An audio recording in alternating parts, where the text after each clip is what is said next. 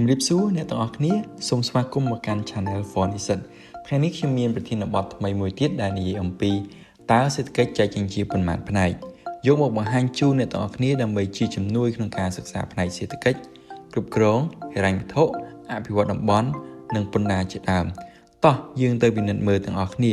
ថាតើសេដ្ឋកិច្ចចែកចេញជាប៉ុន្មានផ្នែកសូមអ្នកទាំងអស់គ្នាជួយចុច Subscribe និងដាក់សញ្ញាកណ្ដឹងដើម្បីទទួលបានចំណេះដឹងថ្មីៗបន្ថែមទៀតសូមអរគុណប្រសិនបើយើងពិនិត្យមើលសៀវភៅ Macro សេដ្ឋកិច្ចរបស់លោក Michael Parkin បោះពុម្ពក្នុងឆ្នាំ2023នៅក្នុងទំព័រទី30បានប្រាប់យើងឲ្យដឹងថាសេដ្ឋកិច្ចចែកចេញជាពីរផ្នែកគឺ Macro សេដ្ឋកិច្ចនិង Micro សេដ្ឋកិច្ចដូចនេះតើ Macro សេដ្ឋកិច្ចជាអ្វីហើយ Micro សេដ្ឋកិច្ចជាអ្វី Macro សេដ្ឋកិច្ចគឺជាផ្នែកមួយរបស់សេដ្ឋកិច្ចវិទ្យាដែលសិក្សាអំពីការស្ដែងឡើងនៃសេដ្ឋកិច្ចរបស់ប្រទេសជាតិមួយឬសេដ្ឋកិច្ចសកលនៅក្នុង Macro សេដ្ឋកិច្ចយើងពិនិត្យមើលលើសេដ្ឋកិច្ចទាំងមូលដូចជាកំណើនសេដ្ឋកិច្ចរបស់ប្រទេសមួយថាតើកើនឡើងឬថយចុះក្នុងឆ្នាំនេះបើសិនបើយើងប្រៀបធៀបជាមួយនឹងឆ្នាំពីអតីតកាលឬក៏យើងអាចព្យាករណ៍សម្រាប់អនាគតផងដែរមិនត្រឹមតែប៉ុណ្ណោះការសិក្សានៅក្នុង Macro សេដ្ឋកិច្ចក៏ប្រាប់យើងអំពីស្ថិរភាពសេដ្ឋកិច្ចផងដែរដែលបង្ហាញថា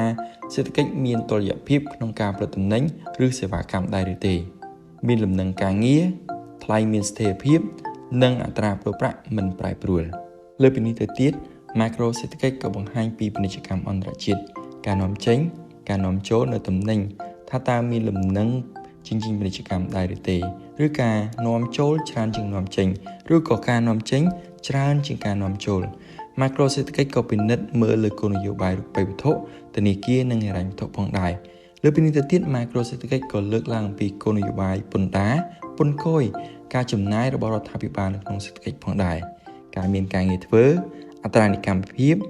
និងអតិផរណាក៏ជាផ្នែកមួយក្នុង Macro សេដ្ឋកិច្ចផងដែរចំណែកឯ Micro សេដ្ឋកិច្ចវិញគឺជាការសិក្សាអំពីជំរើសដែលបុគ្គលនិងអង្គភាពអាជីវកម្មបង្កើតហើយជំរើសទាំងនោះមានអន្តរកម្មនៅក្នុងទីផ្សារនិងឥទ្ធិពលរបស់រដ្ឋាភិបាល Micro សេដ្ឋកិច្ចគឺពិនិត្យមើលបញ្ហាជាបុគ្គលសហគ្រាសទីផ្សាររបស់អ្នកប្រើប្រាស់ទីផ្សារកម្លាំងពលកម្មថ្លៃលក់ថ្លៃដើមប្រាក់ចំណេញការប្រកួតប្រជែងឥរិយាបថរបស់អ្នកប្រើប្រាស់និងឥរិយាបថរបស់សហគ្រិន